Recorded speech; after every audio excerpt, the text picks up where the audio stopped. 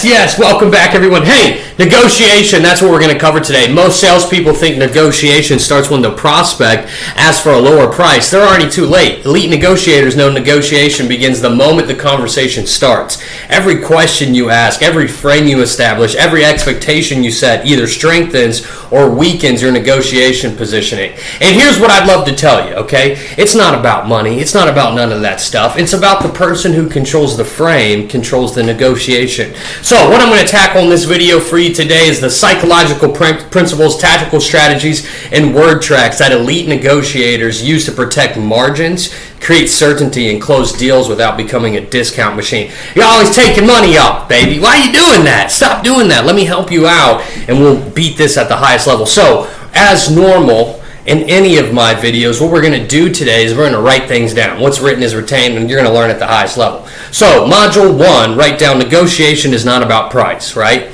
And look, most salespeople think that negotiation is all about the price, right? Instead, the best salespeople negotiate value. Write that down. You have to realize at some point, right, that price is simply the visible symptom. The real negotiation is happening underneath, right? Prospects negotiate because they're trying to reduce one of 5 things, and that would be risk, uncertainty, fear, regret, commitment. Notice, though, very few people are actually trying to save money.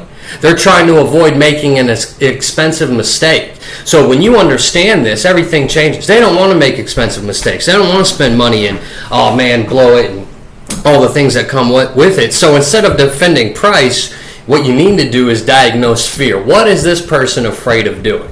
What are you afraid of spending money and not getting back your ROI? Like when you go over return on investment, you need to make things concrete. You need to make sure they're writing things down so they see the value in using your services or your product, right? So let's drop down to section 2. The person who asks questions controls the negotiation. I can't stress enough. A lot of you get down there and you start wanting to do all that blabbermouth stuff. Selling is telling like an auctioneer. I actually hear it daily. And yeah, it works, sure. Like a lot of you guys strong arm people to do things, and you'll have a difficult life in terms of sales, right? You won't always have the lucrative career that you could have if you ask questions in negotiation. So section 2, the person who asks questions controls the negotiation. Write that down. And that's the biggest mistakes. The biggest sales mistake that you guys make would be in negotiation is actually answering the objections too quickly. So when I'm in negotiation, and when even the best salespeople are even better than myself, right, what they're doing is they're moving slow like they're in water. Okay, almost like time slows down. Whenever someone says, hey, it's too expensive, never negotiate immediately. Instead ask, like, compared to what, right? Or help me understand what feels expensive. Or if the investment were lower, would you feel completely comfortable moving forward? See, what happens is now you're diagnosing because many times price isn't even the problem. They're simply using it because it's socially acceptable. Right? They know they can get in the deal and say, oh, this, that, and the other, when it's not even true. And it just takes you having a good amount of patience and good open-ended questions prepared to help you navigate negotiation. It isn't convincing someone. It's making someone convince themselves. So when you can become a sniper at that, man, you'll make a lot of money. All right, let's go down to section 3. Okay, section 3. Look, never negotiate against yourself. I think that's what people misunderstand the most. And it's probably the number one thing that destroys commissions every single day. The prospect's going to say, I don't know. And what you do is you immediately respond and say, I can probably get you another discount. Right? Like, are you ready to get started today? I don't know. Well, listen, John, I can probably get you another discount. I just want you to know that that is disastrous. All right? The prospect never even asked. You negotiated against yourself. Silence is one of the strongest negotiating tools that you'll ever develop. When you present your investment, stop talking, let them think. Humans are uncomfortable with silence. The first person who speaks usually gives away leverage. Listen, become comfortable sitting there. Become comfortable in silence. It's okay to ask questions and let them answer 3 or 4 times. That's okay. They're going to give you the right answer. Now, it takes a lot of people, they'll sit there and they'll say something, then they'll respond right away, and you keep going. Dude, just sit there and let them sell themselves. It's not that crazy. It's not that complicated.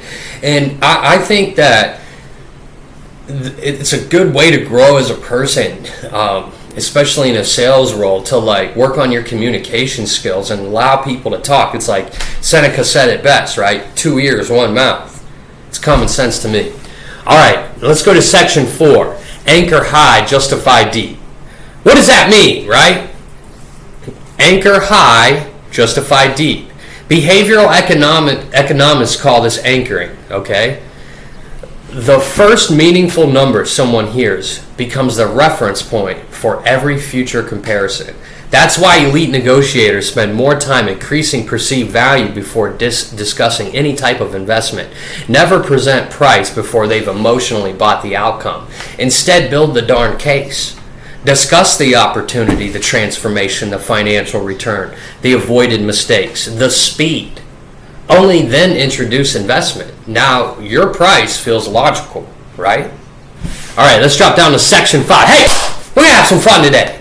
The power of the flinch, right? The power of the flinch. Write that down. That's the title of module or section 5, whatever you want to call it. And just so you know, I didn't invent this. This is one of the oldest negotiation tactics. When someone asks for a darn discount, pause, okay? Look thoughtful and simply say, hey, help me understand why you're asking for a discount.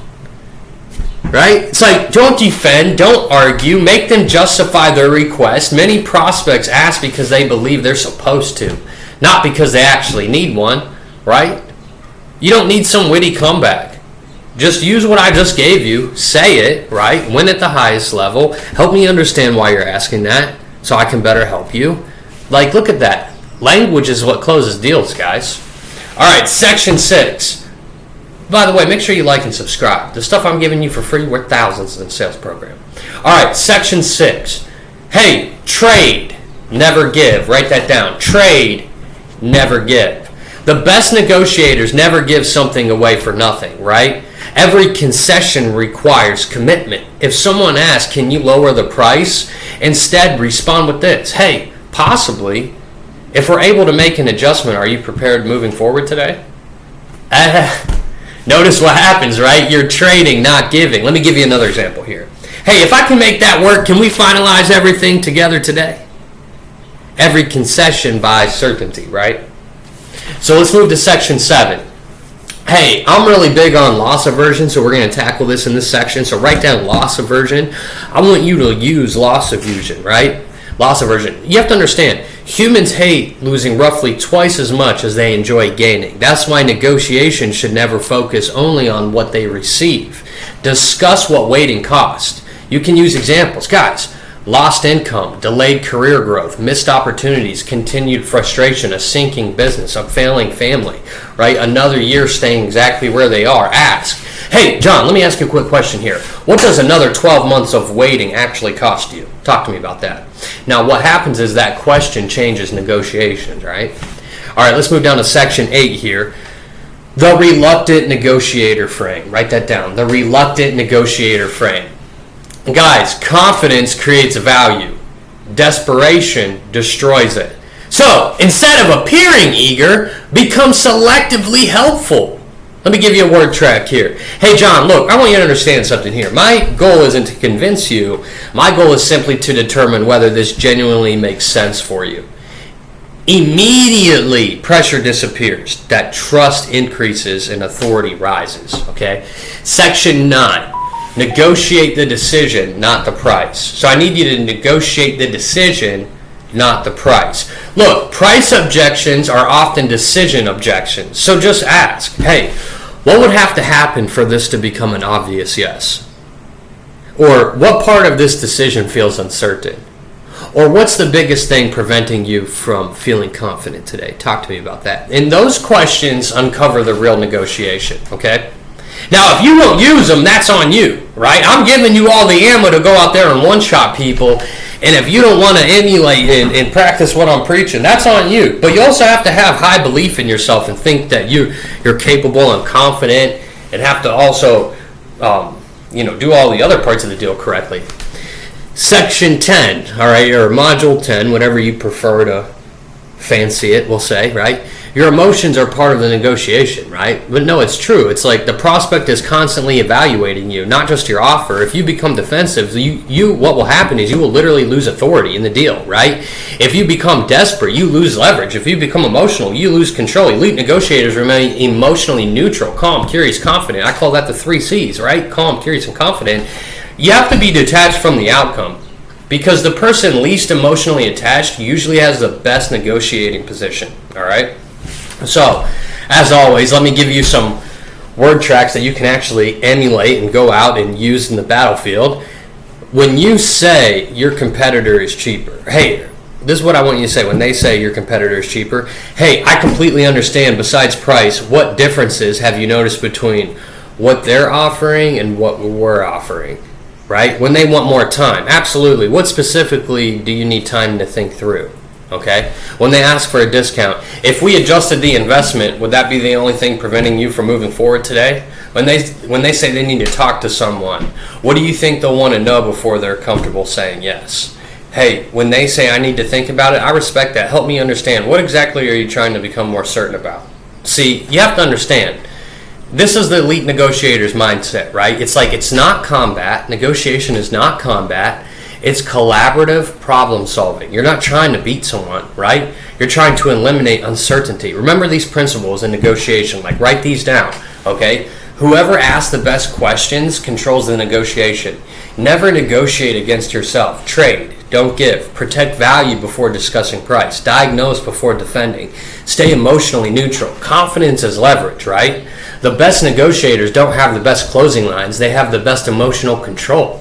They know that the negotiation isn't about winning an argument. It's about helping someone become confident enough to make a decision that actually improves their life. So if you master these principles, you'll stop competing on price and you'll start competing on certainty. And this is where elite salespeople get paid, is in the certainty. So I hope this video was helpful, and I'll see you in the next one.